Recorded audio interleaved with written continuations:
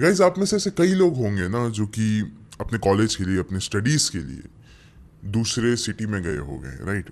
और आप लोग दूसरे सिटीज़ में जाके हॉस्टल में रह रहे होगे, होटल्स में रह रहे होगे, जस्ट बिकॉज आप उस कॉलेज के नज़दीक रहना चाहते हो, आपके लिए पढ़ाई आसान हो।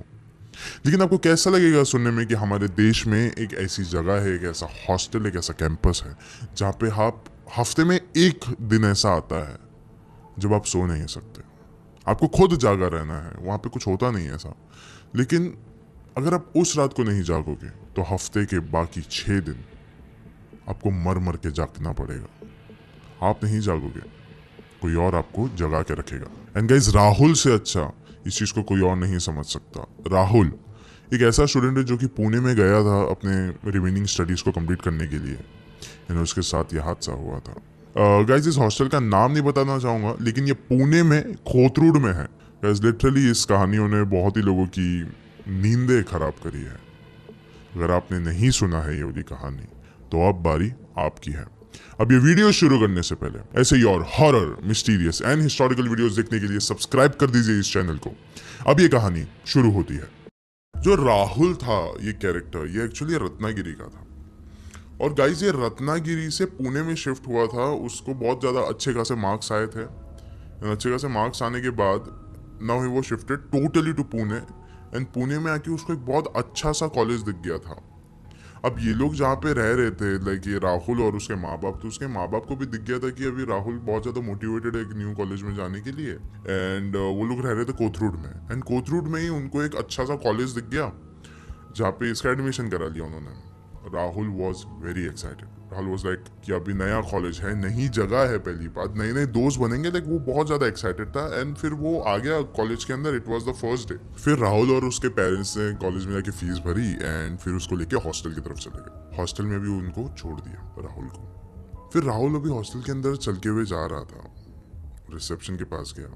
रिसेप्शन के पास जाने के बाद उसने अपना रूम नंबर बताया, एंड फिर रिसेप्शनिस्ट ने उसको थोड़ा सा देखा घूर के, एंड ड्रॉवर से खोल के वो चाबी निकाल के राहुल के हाथ में दे दी। राहुल एक्चुअली अंदर चलते हुए जा रहा था, तभी उस रिसेप्शनिस्ट से पीछे से आवाज़ लगाई कि राहुल एक सेकंड यहाँ पे आना, तुम यहाँ पे नए आए हो इसीलिए बता रही हूँ कि तुम शनिवार के दिन यहाँ से बाहर नहीं निकलना, अपने कमरे से भी बाहर नहीं निकलना। राहुल वापस रिसेप्शनिस्ट के पास गया एंड उसने पूछा कि रीज़न क्या है इसका। रिसेप्शनिस्ट ने कहा कि मुझे नहीं पता, मैं नहीं बता सकती इसका जो भी रीज़न है। फिर राहुल ने बोला कुछ तो होगा। रिसेप्शनिस्ट ने कहा कि एक ऐसी चीज़ है जो आपको कोई समझा नहीं सकता, आप उसे खुद महसूस करोगे। बस शनिवार के बाद या तो शनिवार के दिन आपको घर से बाहर नहीं निकलना है, अपने कमरे से 12 बज के चले जाए फिर आप बाहर निकल जाना शनिवार में, उससे पहले नहीं बाहर निकलना। राहुल ने बोला कि शायद कुछ ना कुछ ये मेरे को पागल बना रही है, मेरे साथ मजाक कर रही है, या फिर मेरा टाइम बर्बाद कर रही है, या तो मुझे डरा रही है। मुझे अपने कॉलेज पे ध्यान देना चाहिए, पढ़ाई लिखाई पे ध्यान देना चाहिए, ये सब पे मुझे बिल्कुल भी फोकस नहीं करना चाहिए। वो चलते हुए अपने कमरे की ओर गया। वो जाके अंदर अपना बैग वैग उसने सब कुछ रखा और देखा तो अंदर एक और एक लड़का ऑलरेडी था। उस लड़के ने कहा कि हाय, मेरा नाम रवि है, मैं ऑलरेडी बरसों से यहाँ पे रह रहा हूँ। फिर राहुल ने भी कहा कि हाय हेलो, उसने भी इंट्रोड्यूस किया अपने आप को कि मेरा नाम राहुल है और अभी से मैं आपका रूममेट रहूँगा। बैठे वो लोग अच्छे खासे, वो लोग ने बातचीत करी कि आप कौन से कॉलेज से हो, वो कौन से कॉलेज से। बस वो एक सर्टेन कॉलेज का हॉस्टल नहीं था, लेकिन वो एक अलग सेपरेट हॉस्टल था, अलग अलग कॉलेज के स्टूडेंट्स वहाँ पे रहा करते थे। रवि ने पूछा कि राहुल तेको भी कुछ अजीब सा क्वेश्चन पूछा या फिर कोई चीज़ बताई क्या रिसेप्शनिस्ट ने। फिर राहुल ने बोला कि हाँ वही कुछ शनिवार के बारे में कह रहे थे। रवि ने बोला एग्जैक्टली मुझे भी इसी के बारे में उसने बताया था कि शनिवार को कुछ है यहाँ पे, या फिर शनिवार को कमरे से बाहर नहीं निकलना, क्या है पता नहीं। फिर राहुल ने बोला हाँ यार मुझे भी पता नहीं, बहुत क्यूरियोसिटी सी तो हो रही है, लेकिन अब वो तो कल ही पता चलेगा, यानी शनिवार को। अभी शनिवार आ चुका था, सब कुछ एकदम नॉर्मल था। राहुल का ये पहला दिन भी था कॉलेज का, एंड ये पहला दिन कुछ ऐसा कुछ खास नहीं था। It was just a introduction day. सब लोग अपने बारे में इंट्रोडक्शन कर रहे थे, बता रहे थे कि हम कौन, कहाँ से है, कौन से शहर से आते हैं। वहाँ पे एक लड़का पुणे का था एंड उसने इन्वाइट किया था राहुल को कि चल आज पहला दिन है तो जरा थोड़ा पार्टी वार्टी करते हैं, एंड रात को करेंगे। लेकिन ठीक है, राहुल मान गया। एंड राहुल ने हर एक चीज़ जो भी रिसेप्शनिस्ट ने उसको कहा था वो हर एक चीज़ उसने इग्नोर कर दिया था कि शनिवार को बाहर नहीं निकलना, ब्ला ब्ला ब्ला ब्ला सारी चीज़ें। अब राहुल शाम को हॉस्टल से बाहर निकलता है और वो निकलता है अपने दोस्तों के साथ।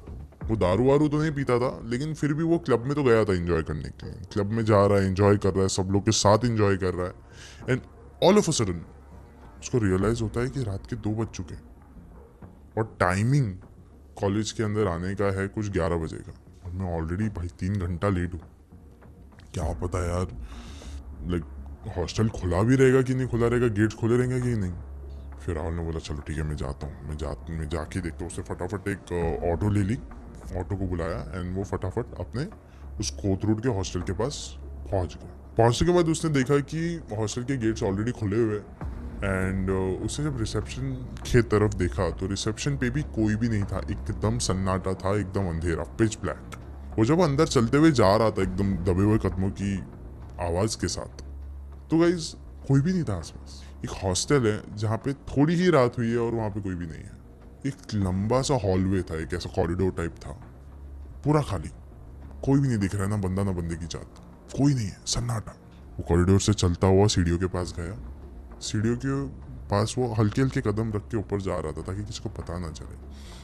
फिर अचानक से ऊपर के फ्लोर से पायल की आवाज़ आई और राहुल वहीं पे सीढ़ियों पे एकदम थम गया, एकदम एकदम फ्रीज हो गया। राहुल एकदम सोच में पड़ गया कि बॉयज हॉस्टल में पायल की आवाज़। पायल कोई ऑफकोर्स लड़का पहन के तो नहीं घूमेगा, कोई औरत यहाँ पे हो भी कैसे सकती है। वो जैसे सीढ़ियों से ऊपर चढ़ा, उसने दीवार के किनारे से एकदम झांक के देखा। झांक के देखने के बाद उसने देखा कि एक औरत है जो चलते हुए जा रही है कॉरिडोर में। लाल कलर की साड़ी है, खुले जुल्फे हैं उसकी, एंड उसके हाथ पे एक जलती हुई मोमबत्ती थी जिससे थोड़ी बहुत रोशनी आ रही थी उस कॉरिडोर में। बस इतना ही देख सकता था वो। लेकिन अभी वो बहुत डर चुका था क्योंकि उसको पहले बताया गया था कि शनिवार में रात को बाहर नहीं निकला करते। वो वापस एकदम हल्के हल्के कदम रख के सीढ़ियों से नीचे उतर रहा था। सीढ़ी से नीचे उतरने के बाद वो फर्स्ट फ्लोर पे आ गया था। फर्स्ट फ्लोर पे आने के बाद उसने देखा कि अब ये जो आवाज़ है पायल की, वो और ज़्यादा करीब से आ रही है, जैसे कि कोई भागते हुए अभी उसके नज़दीक आ रहा है। वो पीछे मुड़ के देखा तो वहाँ कोई नहीं था, सिर्फ और सिर्फ एक चीज़, अंधेरा, काला अंधेरा। फिर उसने बोला शायद से रिसेप्शनिस्ट ने ये सारी बात करी, मैं कल रवि से भी ये सारी चीज़ों के बारे में बात करता, इसलिए ये सब कुछ मेरे दिमाग में बैठ गया है। शायद से मुझे अब यहाँ से निकलना चाहिए, मुझे जाना चाहिए अपने रूम की तरफ, मैं निकलता हूँ। फिर उसने जैसे ही पहला कदम बढ़ाया अपने रूम की तरफ जाने के लिए, उसका पूरा शरीर ठंडा पड़ गया, नम। अचानक से ठंड बढ़ने की वजह से राहुल बहुत ज़्यादा भी कपकपाने लग गया था। वो अपने दोनों उसने हाथ पकड़ लिए थे। फिर गाइस वैसे ही राहुल थोड़ा सा अपने छोटे छोटे ऐसे वो कदम ले ही रहा था कि उसी वक्त उसके पीछे से एक आवाज़ आती है कि बाहर रहने का समय अब मेरा है। राहुल अभी एकदम सुन पड़ चुका था, ये कौन है अब।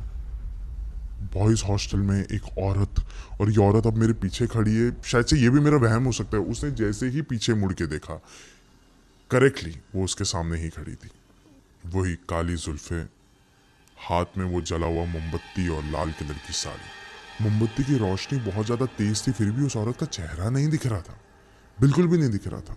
बहुत डरावनी सी थी वो, मंजर ही बहुत ज़्यादा खतरनाक सा था। वो उसको देख के बहुत ज़्यादा घबरा गया था। हफरा तफरी में वो भागने तो निकला, लेकिन वहीं पे वो नीचे गिर गया था। जैसे वो नीचे गिर गया, वो औरत अभी उसके एकदम ज़्यादा करीब आ रही थी। वो औरत कोई साधारण सी औरत नहीं लग रही थी, उसके बदन से बदबू आ रही है। ऐसा लग रहा है कि कुछ तो गलत है, एकदम मायूसी सी छा गई हो, और ऊपर से she was really very haunted. अभी राहुल को पता लग गया था कि ये जो भी चीज़ है मेरे सामने, ये जिंदा नहीं है। उसे बहुत जोर का चिल्लाया, इतना जोर का चिल्लाया कि उस फ्लोर पे जितने भी दरवाजे थे सबके सब खुल गए।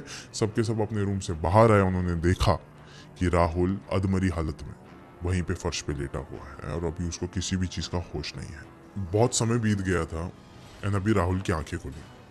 उसे लगा कि उसके हॉस्टल के बहुत सारे जो लोग थे वो आसपास थे। रवि भी उसके आसपास था। वहाँ की जो रिसेप्शनिस्ट, जो कि बहुत एक ओल्ड लेडी थी, वो भी आधी रात में बाहर निकल चुकी थी।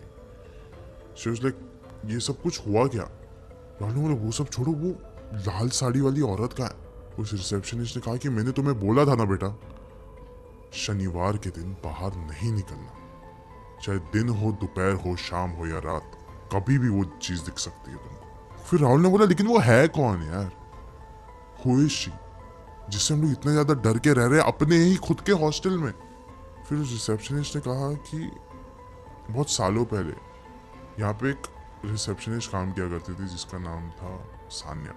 जिस दिन उसका रोका हो रहा था उसी दिन इस हॉस्टल में बहुत ज़्यादा आग लग गई थी, बहुत ज़्यादा फैली हुई आग लग गई थी जिसको बचाने के लिए वो आई थी। एंड जिस कपड़े में उसका रोका हो रहा था, लाल कलर की साड़ी थी वो, उसी कलर की साड़ी में वो आई थी यहाँ पे रोके वाले कपड़े में। सारे बच्चों को वो यहाँ से बाहर निकाल रही थी एंड उसी चक्कर में उसके बदन पे भी आग लग गई। आग लगने के कारण बहुत लोगों ने मदद करी उसको बचाने की, लेकिन फिर भी उसका शरीर वहीं पे तड़प तड़प के मर गया। तो आज भी ऐसा बताया जाता है कि हफ्ते के जिस दिन, शनिवार के दिन उसका मरने का दिन है, उस दिन वो जिस चीज़ से मरी थी, आग, वो उसे लेकर इस पूरे हॉस्टल के कॉरिडोर हर एक गलियारे में घूमती है, हर एक गलियारे में भटकती है बचाने की कोशिश में कि सारे बच्चे अपने अपने कमरे में रहें, कोई भी यहाँ से बाहर नहीं निकले, क्योंकि ये बार मैं बचा नहीं पाऊंगी। गाइस, ये सुनकर हर किसी को एक्चुअली बहुत ज़्यादा हमदर्दी हो गई थी अभी उस गोश्त से, वो जो वहाँ पे भूत थी उस चीज़ से। खौफ भी था बच्चों को, लेकिन उनको ना मोस्टली ऐसा था कि बस शनिवार के दिन हम बाहर ना निकले, वरना क्योंकि अभी तक पता नहीं है कि उसने कभी किसी के साथ कुछ किया है या नहीं किया है। हमको तो ऐसा लगता है कि वो बच्चों को बचाने की कोशिश करने के लिए अंदर रख देती, लेकिन अगर क्या होगा अगर कोई बच्चा इतने समय तक बाहर रह जाए, वो उसको मिल जाए, क्योंकि अभी तक हमको पता नहीं ना कि वो राहुल के साथ क्या करती। सब लोगों ने दरवाजे खोल दिए थे तब जाके राहुल बचा। अगर किसी ने दरवाज़ा ना खोला होता, जस्ट हाइपोथेटिकली, तो उस इंसान के साथ क्या होता। This is a very 50-50% like possibilities कि अभी तक जो भी हिस्ट्री रही है उसके हिसाब से तो उसने कभी किसी को कुछ नहीं किया है, बट आगे क्या होगा कुछ नहीं पता। तो इसके लिए हर किसी को इस हॉस्टल में चौकन्ना रहना चाहिए। एंड गाइस, इस वीडियो के अंत होने से पहले मैं आपको एक और एक बात कहना चाहूँगा कि हमारे देश में से बहुत सारी जगह है जो कि हॉन्टेड है। पता होता है कि इस घर में जिनों का साया है, जिन्नात रहते हैं, शैतान, खबीज, प्रेत, आत्माएं रहते हैं, लेकिन वो फिर भी उसी घर में रहना पसंद करते हैं, क्योंकि कभी कभार ये जो एंटिटीज़ होती है ये इतनी ज़्यादा खतरनाक नहीं होते, ये लोग फ्रेंडली गोश्त होते हैं। लेकिन गाइस, फिर भी जब आप इंसानों पर ही भरोसा नहीं कर पा रहे हो, क्या आप भूतों पर भरोसा कर सकते हो? बिल्कुल भी नहीं। आपको इन लोगों से चौकन्ना रहना है। पुणे का ये जो हॉस्टल है ये वाकई में हॉन्टेड है। गाइस, पुणे की एक और कहानी मैं आपको रेकमेंड करना चाहूँगा, विच इज़ पुणे का mental hospital. It is a Yerwada mental hospital. इसकी कहानी बहुत ज़्यादा अच्छी है। आप आई बटन पे यहाँ पे क्लिक करके उसको पूरा देख सकते हो, या तो मैं उसको यहाँ पे लगा दूंगा, जल्दी से देख लीजिए वो वाला भी कहानी। एंड गाइस, ऑल्सो सब्सक्राइब कर दीजिए हमारे इस चैनल को, हम लोग बहुत ज़्यादा करीब है 1 मिलियन से। सो चौकन्ने रहना। शुक्रिया।